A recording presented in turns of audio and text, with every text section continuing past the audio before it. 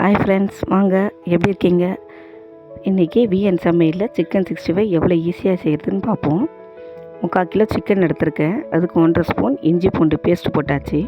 ஒரு எலுமிச்சம்பழம் எடுத்து 2ஆக கட் பண்ணி அதை பிழிஞ்சாச்சு.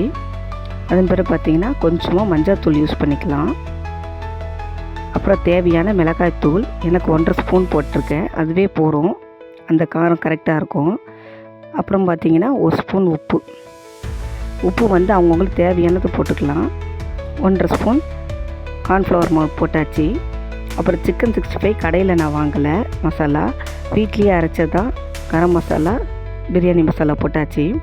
அதுக்கு பிறகு பார்த்திங்கன்னா தண்ணியெல்லாம் விட வேண்டாம், அப்படியே பிசைஞ்சிட்டு ஒரு 1/2 hour ஊற வச்சிடலாம். ஊற வச்சுட்டு பாருங்கள், ஊற வச்சு மூடி வச்சிடலாம். 1/2 hour கழித்து ஒரு கடாயில் நம்ம எண்ணெயை ஊற்றி சூடு பண்ணுவோம். சூடான பிறகு இது எல்லாத்தையும் ஒவ்வொன்றா போடுவோம்.